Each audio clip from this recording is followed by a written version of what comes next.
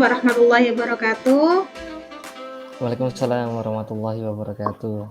Perkenalkan, nama saya Sylvia Putri Anggraini Winindarti, CGP Angkatan 8 dari TK Negeri Pembina 3 yang hari ini akan berlatih coaching.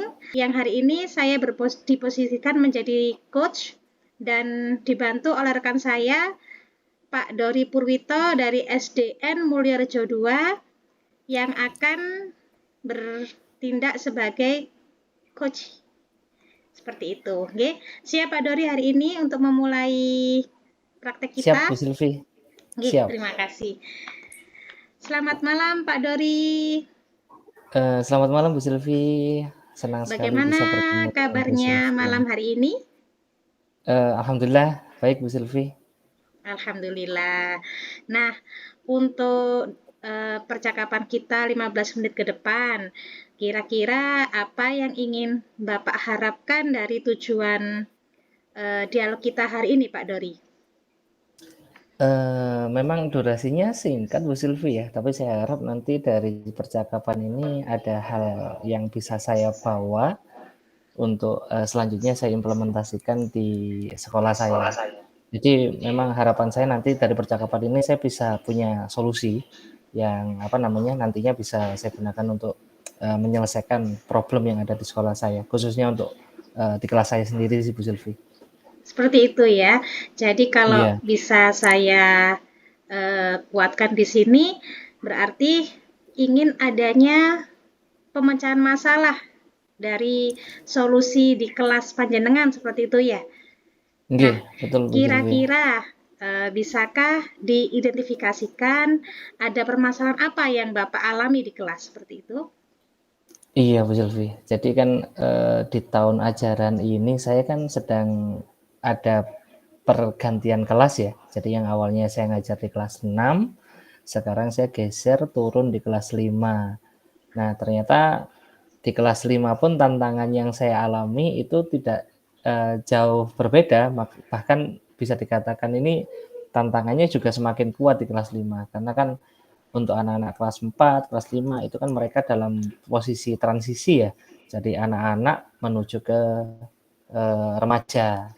Jadi bisa dikatakan mereka sedang ada di masa pubertas ini. Lah biasanya di masa pubertas ini kan mereka butuh pengakuan ya. Mereka mulai bisa dikatakan mulai menunjukkan, oh saya ingin menunjukkan jati diri saya seperti ini, mencari jati diri saya seperti ini.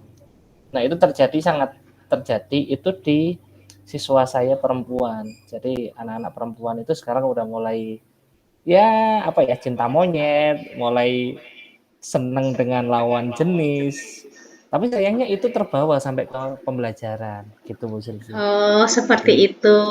Iya, baik. iya, Jadi, pengalaman baru sepertinya ya, betul diberikan betul. kelas dari kelas 6 menjadi kelas 5, tapi ternyata juga di setiap kelas yang jenengan pegang juga tetap terdapat tantangan, nggih. Iya, Jadi yang betul. saya garis bawahi tadi, di mana kelas 5 anak-anak mengalami masa-masa pubertas seperti itu Betul, dan betul Bu Sylvie. dirasakan pada siswa yang perempuan seperti itu ya. Nah, iya, betul sekali Bu Jadi Sylvie. memang kondisi saat ini mereka katanya tadi ingin menunjukkan jati diri. Nah, kira-kira Nggih. apakah yang menjadikan permasalahan yang sampai mengganggu mereka dalam pembelajaran seperti itu? Kok sampai masalah yang dari pubertas itu bisa sampai mengganggu permasalahan di kelas seperti itu. Bisa diceritakan Pak Dori? Iya, jadi gini Bu Sylvie, jadi kalau saya amati beberapa siswa perempuan gitu khususnya ya, kalau Nggih, anak iya. laki-laki saya melihat mereka cenderung biasa, normal. Jadi dunia mereka masih dunia bermain lah.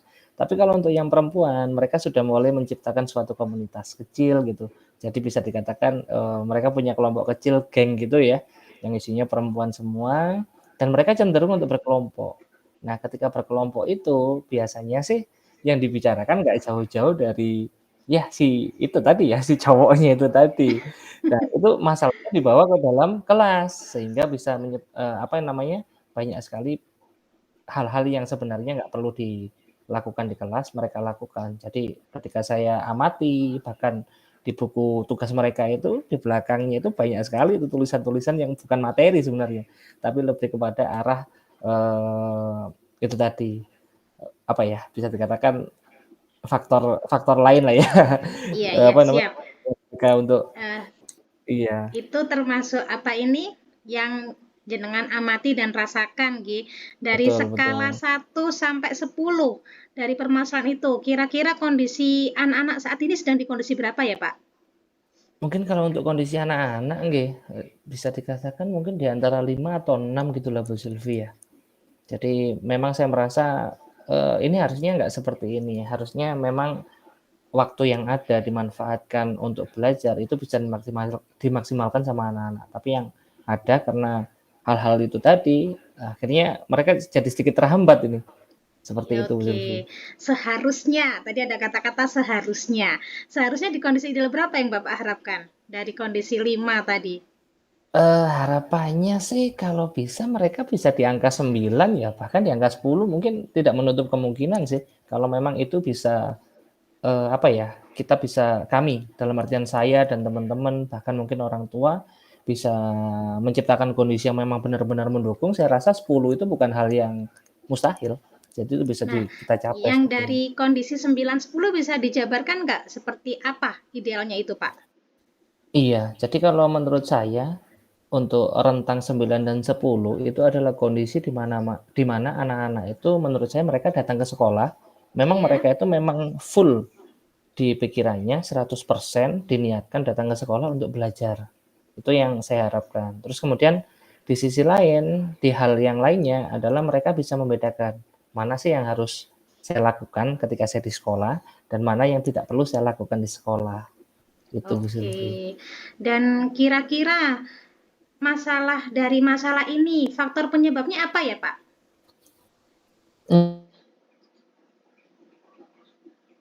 Amat lepas nggih. Kalau ini masih apa ya, bisa dikatakan pengamatan saya pribadi dari orang tua. Dalam artian di sini fasilitas yang diberikan orang tua, khususnya mereka anak-anak kelas 5 ya. Mereka semuanya hampir murid saya itu punya handphone. Ya. Nah, dari handphone tersebut mereka diberikan keleluasaan sama orang tua mereka karena memang ayah, ibunya kebanyakan mereka bekerja sehingga Ya. anak ketika pulang dari sekolah di rumah mereka masih belum ada yang ngawasi karena orang tuanya masih bekerja, mereka punya keleluasaan sehingga mereka bisa mengakses segala macam informasi ya. Jadi kalau saya lihat memang ini kan yang lagi booming kan mungkin dari K-pop, terus kemudian sebagainya itu ya. Jadi mereka mulai terinspirasi dari situ. Nah, mungkin dari yang awalnya mereka hanya mengidolakan, oh mereka udah mulai kenal, oh cowok ganteng gitu seperti itu ya. Mereka coba merealisasikannya di dunia nyata gitu ya. Jadi Oke, yang oke. mereka mungkin apa namanya awalnya mereka hanya melihat di layar gadget mereka, mereka coba realisasikan di dunia nyata. Akhirnya muncullah apa namanya kalau saya di Oke, seperti itu.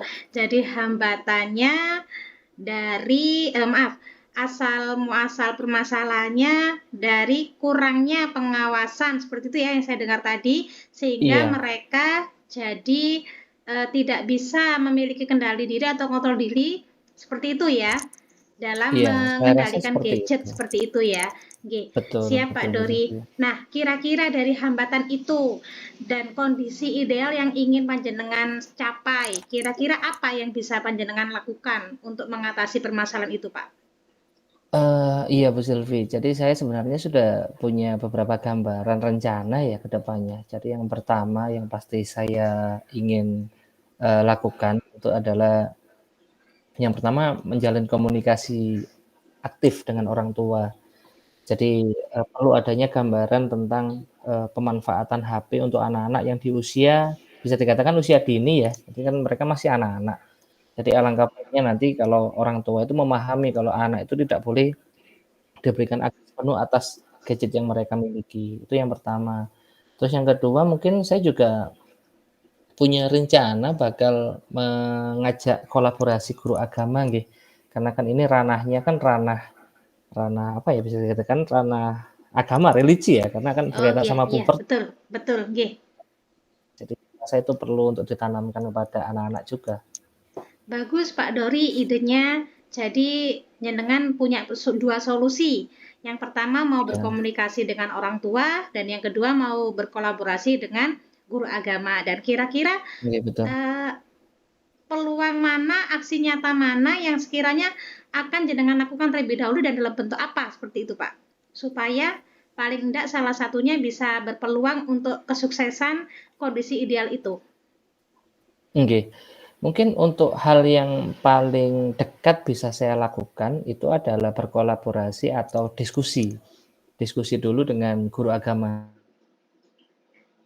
Beliau menunjukkan keresahan saya, kalau di kelas saya itu kondisinya seperti ini, agar ketika mata pelajaran agama khususnya beliau bisa ikut membimbing anak-anak, memberikan pengarahan kepada anak-anak tentang, oh ini loh harusnya bersosial media yang baik itu seperti ini, memanfaatkan gadget yang baik itu seperti ini, yang boleh dilakukan anak seusia kalian itu ini, dan yang tidak boleh ini. Harapannya sih dalam jangka waktu yang dekat saya bisa melakukan itu dengan guru agama. Tapi kalau untuk dengan orang tua mungkin bisa saya lakukan bulan depan ya, karena berkaitan juga dengan persiapan ANBK.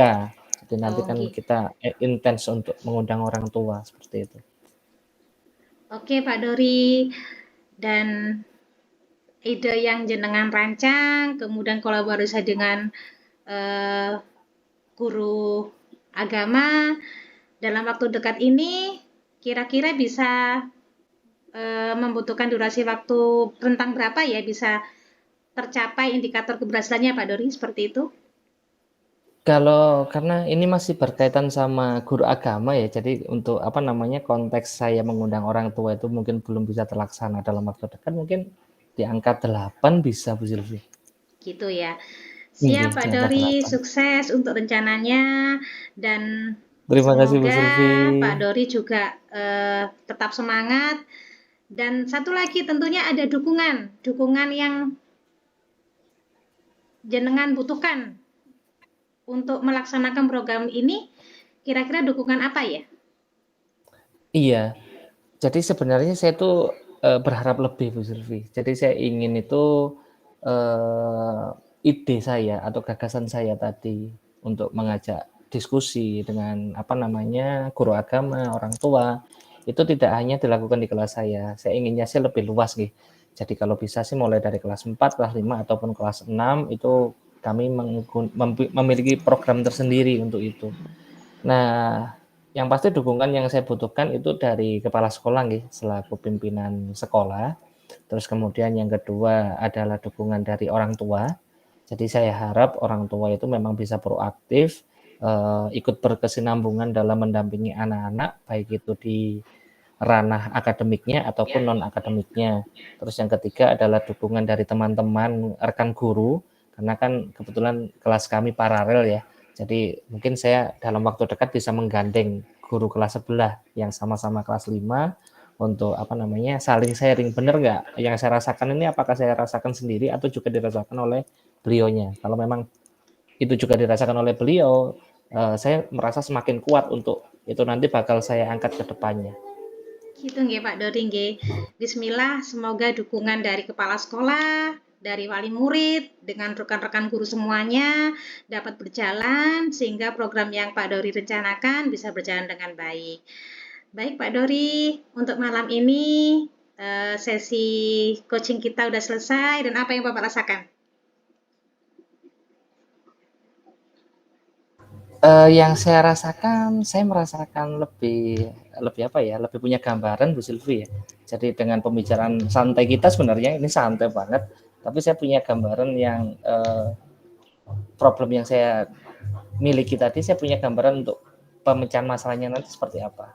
Khususnya untuk skala kecilnya ya. Jadi mulai dari diskusi dengan rekan guru agama itu menurut saya bisa saya lakukan dalam waktu yang dekat. Terima Sebelumnya kasih. Terima kasih percakapan kita dan atas respon apresiasi penjenengan. Semoga kita terus bisa melaksanakan praktek ini sehingga bermanfaat juga untuk kita ke depannya nanti. Terima kasih Pak Dori. partisipasi